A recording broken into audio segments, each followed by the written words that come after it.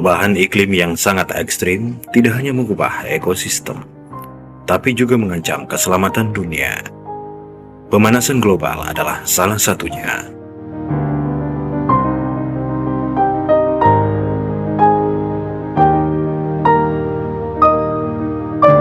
Onigapa adalah salah seorang di antara miliaran manusia di bumi yang mencoba mendedikasikan hidupnya buat dunia, menyelamatkan lingkungan dengan menanam pohon. Jutaan pohon ia tanam dari Makassar, terus meluas ke dataran Sulawesi, lalu ke Pulau Sumatera, Kalimantan, Jawa, Bali, Madura, Nusa Tenggara, Ambon, hingga Papua.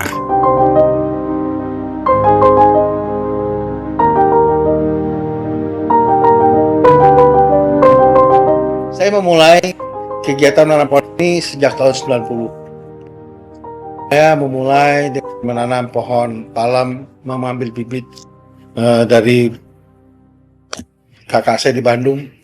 Saya dikirimin bibit palem raja berkarung-karung, lalu saya bibitkan tahun 90, kurang lebih sekitar 100.000 pohon. Sekarang kita masih lihat pohonnya banyak sekali di Kota Makassar dan kota-kota kabupaten Kota Madia di Sulawesi Selatan.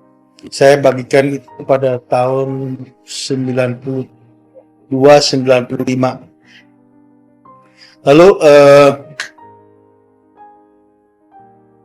tahun 2003 saya terinspirasi dengan negara Singapura dan Malaysia.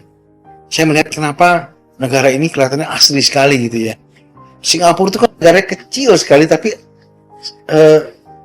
memiliki hutan kota, penataan hijaunya sangat baik. Dan setelah saya perhatikan ternyata negara-negara Singapura dan Malaysia itu vegetasi dominannya di dalam kota itu ada pohon besi. Nah, sejak itu saya mencari bibit-bibit pohon dari Unhas ya, dari Unhas. Bawahnya di depan rektor itu ada pohon-pohon terbesi yang besar. Di bawahnya kita pungut bibitnya, bijinya. Lalu lapangan golf juga ada. Lalu kita coba bibitkan. Itu saya mulai bibitkan tahun 2004. 20-30 ribu pohon. Dari situlah semangat saya menjadi lebih besar. Kenapa menjadi besar? Karena saya lihat pohon ini ternyata sangat mudah dibibitkan. Pohon ini sangat mudah dibibitkan, sangat mudah dicari bibitnya, cepat tumbuh, ya kan? Saya tanam di depan rumah saya bagi dengan wali kota menanam. Kita bisa lihat di sekarang Kota Makassar, hampir seluruh bagian Kota Makassar ditanami pohon besi. Lalu semangat saya semakin besar. Tapi tangan saya cuma 2. Halaman rumah saya pun tidak terlalu besar. Maksimal kita bibitkan 1 tahun 20-30 ribu. Itu sudah penuh sesak halaman rumah saya. Lalu saya berpikir saya harus mencari mitra yang memiliki pemikiran yang sama. Lalu saya coba dengan Unhas. Saya mencoba melakukan pendekatan dengan rektor. Waktu itu rektornya dan punya semangat yang baik ya, Pak Profesor Idrus Turusi. Lalu saya sampaikan niat saya ingin bermitra dengan Unhas untuk membuat pembibitan pohon dan memberikan kegiatan yang positif bagi mahasiswa di kampus. Lalu direspon dengan baik, lalu kita dikumpulkan dengan dekan-dekan segala macam, diputuskan kita akan membuat Unhas Green Community. Yang alhamdulillah pada waktu itu tanggal 26 April, nggak salah tahun 2006 ya, Unhas Green Community ini di-launch disahkan, diresmikan oleh Presiden Republik Indonesia Bapak Susilo Bambang Yudhoyono dengan Ibu pada waktu itu. Dan kita membuat kurang lebih 50 ribu bibit besi dan pohon asam di lokasi pinggir danau di Unhas. Nah, dari situ kita mendapat banyak mitra-mitra baru. Manado, ya, ke Ternate. Nah, nggak disangka pula pada waktu itu saya berkenalan dengan Komandan Brigadi Kostrad Mas Doni, Kolonel Doni Monardo. Lalu kita berbincang-bincang masalah tram besi, kelihatannya mendapatkan respon yang baik gitu ya. Lalu saya datang ke Kostrad Karyango, saya berikan pemaparan mengenai bagaimana caranya kita membuat pohon tram besi gitu ya. Dan saya berikan motivasi kepada para prajurit. Pada waktu itu respon dengan baik dan mereka bisa membuat satu pembibitan dan hasilnya alhamdulillah sangat baik. Nah, dari situlah kerjasama ini mulai meluas kepada Kodam 7 Wirabuana. Kebetulan Bapak Mayor Jenderal Joko Susilo ya sebagai Pangdam merespon dengan baik dan bahkan beliau memerintahkan jajaran koremnya untuk menerima saya dan menerima pembekalan dari saya untuk pembibitan tram besi ini. Dan akhirnya saya berkeliling ke semua korem di Bone, di Parepare, di Manado, Palu, dan di Kendari yang terakhir. Nah, di situ semangat saya makin besar karena apa? Setelah saya supervisi ke daerah-daerah, ternyata mereka betul-betul melakukan pembibitan dengan baik dan mereka bekerja sama dengan pemerintah daerah lalu menanam pohon itu di sekitar area korem. Saya lebih bersemangat. Lalu saya diundang juga dengan Kodam 6 Tanjung Pura dengan Bapak Mayor Jenderal Tono Suratman. Saya bikin juga di sana pembibitan. Lalu meluas lagi dengan Kodam 5 Brawijaya. Waktu itu dengan asternya Bapak Rahmat Pribadi yang belakangan diteruskan oleh Bapak Waaster, Bapak Baihaki ya. Itu kita bikin pembibitan dipusatkan di Sidoarjo, di Arhanud Sidoarjo dan meluas ke 33 kodim di seluruh wilayah Jawa Timur. Hati saya semakin besar. Dan tadinya usaha ini atau kegiatan penghijauan ini yang tadinya menggunakan dana sendiri, dana saya pribadi, rasanya saya sudah tidak mampu lagi menggunakan dana pribadi karena sudah begitu luas dan sudah begitu besar. Nah, karena itu saya terus terang dibantu oleh Panenbank tempat saya bekerja. Kebetulan pemilik Panenbank ini Bapak Mumin Ali Gunawan merestui kegiatan ini dan mengalokasikan anggaran buat itu sehingga saya bisa melakukan lebih besar lagi kegiatan ini. Dan alhamdulillah sekarang kegiatan ini setelah karena kawan saya, sahabat saya Doni Monardo ini kebetulan menjadi Komandan Batalion Grup A Pas Pampres, beliau lalu mencoba membuat pembibitan di sana dan kelihatannya direspon dengan baik oleh Bapak Presiden. Sekarang beliau telah melakukan satu pembibitan di Cikeas. Dan dari hubungan itu ternyata Presiden menginginkan seluruh provinsi di Republik ini untuk menanam pohon tram besi, menghimbau. Dan Presiden akan membagikan bibit tram besi ke semua provinsi secara gratis. Fungsinya saya di sini dengan Panen Peduli adalah mensuplai, memberikan bantuan bibit, polybag, dan bantuan teknis. Dan mudah-mudahan kegiatan ini menjadi lebih luas lagi dan bermanfaat buat bangsa dan negara.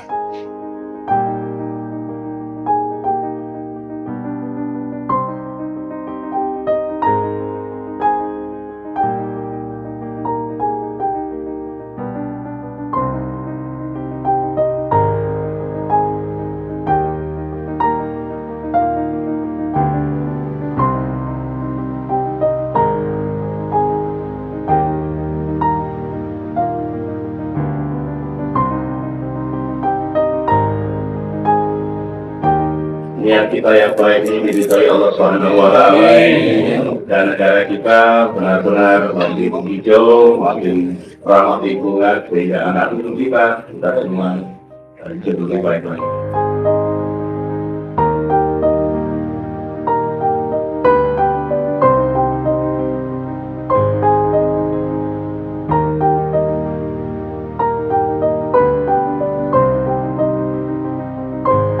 Yang telah ditanam oleh rekan kami, Bapak Adi Badri Eko Pak, dari Panen Peduli yang sudah mulai menanam sejak tahun 2001 Bapak. Dan kita harapkan setelah mencapai usia 5 tahun, pohon ini dibakar loh Pak. Dibentuk sesuai dengan keinginan kita sehingga bentuknya menjadi daun.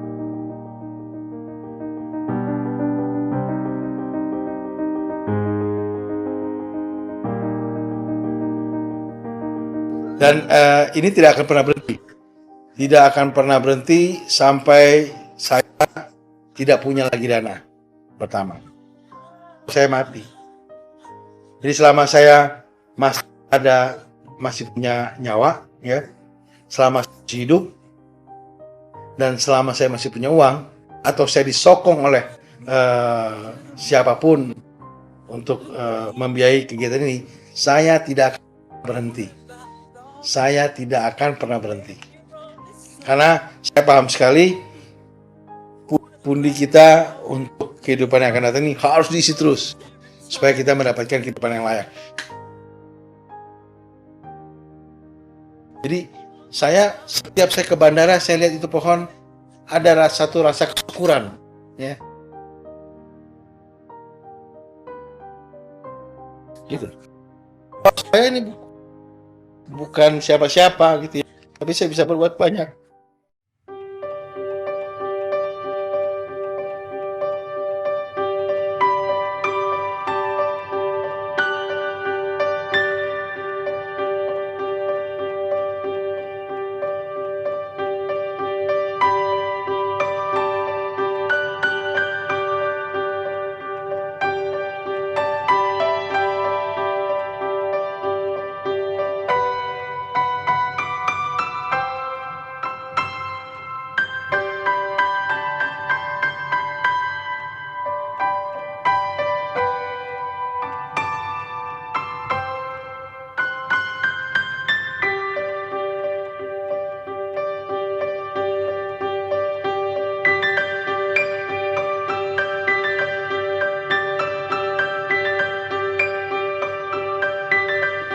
Kadang-kadang memang kita agak sentimental ya.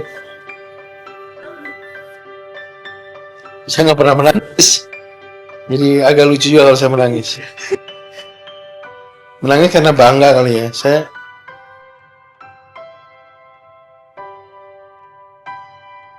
Saya bukan siapa-siapa, camat pun bukan.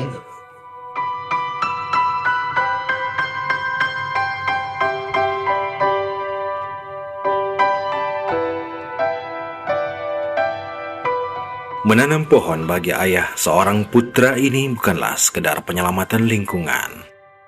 Ia ingin berbagi dan mencari sebuah kebajikan bagi umat manusia dan mengabdi pada Sang Penciptanya.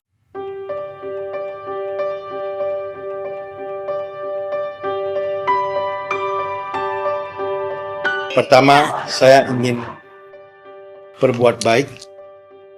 Saya ingin menjadi manusia yang bermanfaat. Dan saya ingin selamat setelah hari kehidupan dunia ini. Jadi saya ingin mendapatkan satu keselamatan, satu kehidupan yang kualitasnya baik di kehidupan yang kedua nanti. Itulah alasannya kenapa saya menanam pohon. Berpikir kalau ingin berbuat sesuatu dan itu berdampak panjang, maka tanamlah pohon. Dan saya pilih pohon terbesi karena pohon terbesi ini umurnya ratusan tahun. Jadi alasan pertama adalah fungsi strategik pohon. Ketika ada pohon, terjadi satu proses fotosintesa, disitulah terjadi penyimpanan energi. Jadi melalui proses fotosintesa, pohon dengan bantuan air dan karbon dioksida dan zat-zat hara dari tanah itu menghasilkan batang, daun, dan buah. Yang dalam waktu lama, kalau seandainya ini pohonnya mati, terjadi proses dekomposisi. Dekomposisi menjadi bahan-bahan minyak yang terkandung dalam bumi ini, batu bara dan lain-lain. Itu dibilang bahan bakar fosil namanya.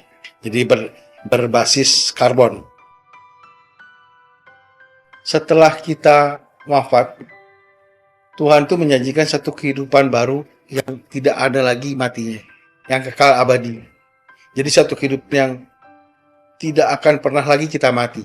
Dan kualitas hidup kita di sini, dalam kehidupan yang kekal ini, adalah sangat tergantung dari kehidupan kita di dunia. Yang ditanya sama Allah nanti tabungannya bukan yang sini, bukan tabungan dunia, tabungan akhirat kita. Nah, tabungan inilah yang ingin saya isi dengan cara menanam pohon. Tabungan ini macam-macam isinya. Bisa kita beramal pada manusia, membangun masjid semuanya, atau kita bersedekah, atau kita sholat 5 waktu buat orang muslim ya. Atau salah satu juga menanam pohon. Nah, kalau kita menanam pohon, apalagi pohon terembesi yang umurnya ratusan tahun,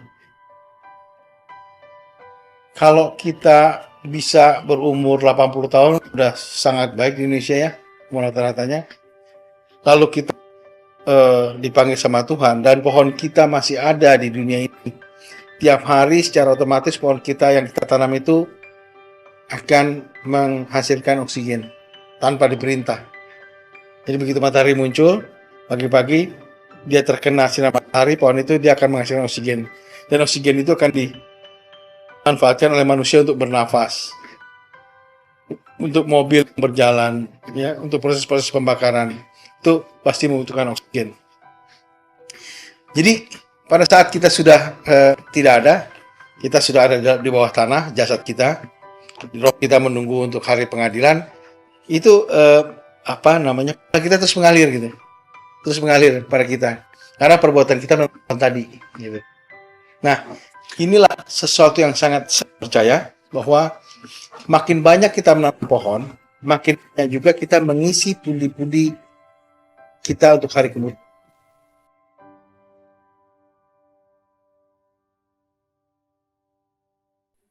Kini, selain menanam pohon, Onigapa punya kesibukan lain, berkeliling ke sejumlah daerah di Indonesia untuk memotivasi orang turut menjaga, menyelamatkan, dan menghijaukan Indonesia.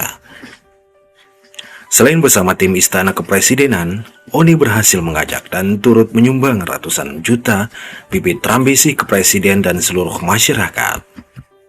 Bersama Penin Peduli, tempat ia bekerja dan dipercaya sebagai koordinatornya, ratusan juta bibit pohon trambesi telah disebarkan ke seluruh Indonesia. 2001 di Malaysia, Oni menemukan pohon trambesi ini, yang kemudian menginspirasinya melakukan gerakan penanaman trambesi yang kemudian diikuti Presiden Republik Indonesia, Susilo Bambang Yudhoyono. Presiden bahkan menunjuk Onigapa sebagai salah seorang anggota tim budidaya trambesi Istana Kepresidenan.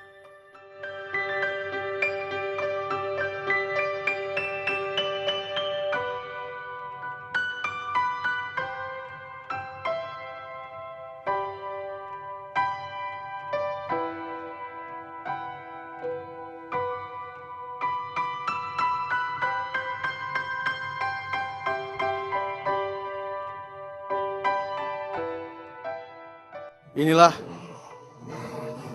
pohon trembesi yang menginspirasi saya sehingga saya memberikan begitu banyak pohon. Diawali dari kekaguman saya dengan pohon yang begini besar dan indah. Saya memungut biji-biji yang ada di bawahnya. Biji ini saya juga ambil dari bawahnya. Inilah biji trembesi. Waktu itu saya bawa ke Makassar, lalu saya bibitkan, dan alhamdulillah pohon yang saya bibitkan pada tahun 2004 itu saat ini telah berbuah juga dan sudah ada cucunya. Mari kita lihat pohonnya.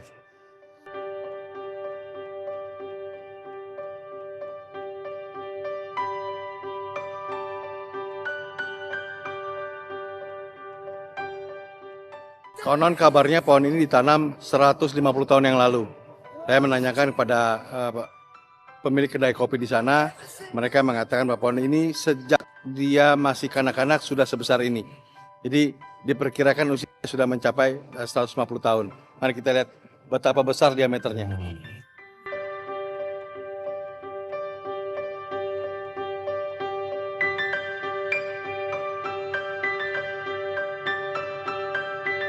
Anda bisa lihat diameter pohon ini begitu besar, lebih dari setengah meter, tinggi 25 meter.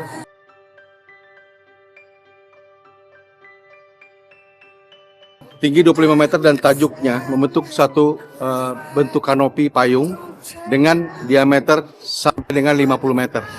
Jadi pohon ini betul-betul pohon raksasa yang sangat indah.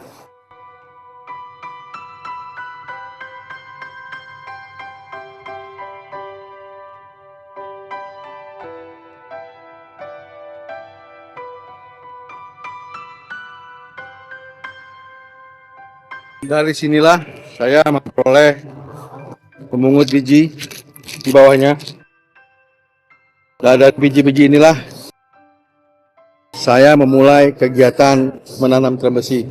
Dimulai dari rumah sendiri di Makassar, saya bisa menanam lebih dari 12.000 pohon pada tahun 2004. Selanjutnya berkembang dan saat ini kita bekerja sama dengan Bapak Presiden Republik Indonesia Susilo Bambang Yudhoyono untuk membibitkan lebih dari 240 juta biji trembesi di seluruh wilayah di Indonesia. Mudah-mudahan kegiatan ini memberikan manfaat buat orang banyak, buat masyarakat Indonesia, dan bisa dicatat oleh dunia sebagai negara yang punya kepedulian terhadap lingkungan hidup.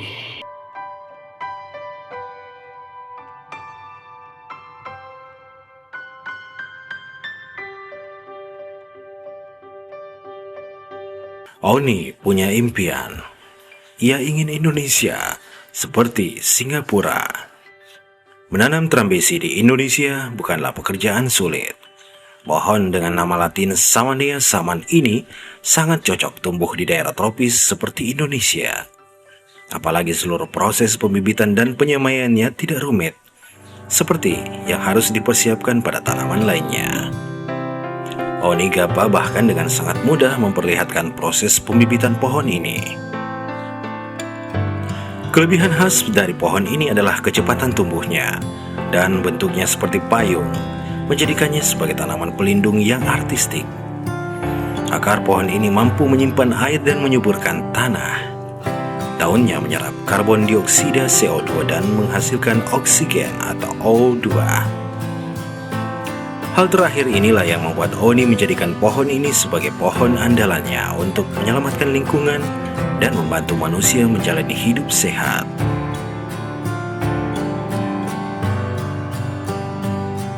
Kini di tengah upayanya menanam pohon, Oni Gapa bertekad mendedikasikan sisa hidupnya untuk lingkungan dan dunia yang ia tinggali.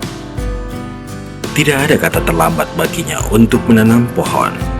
Seperti mengutip pepatah Cina yang kerap ia jadikan sebagai ajang untuk mengajak orang menghijaukan Indonesia.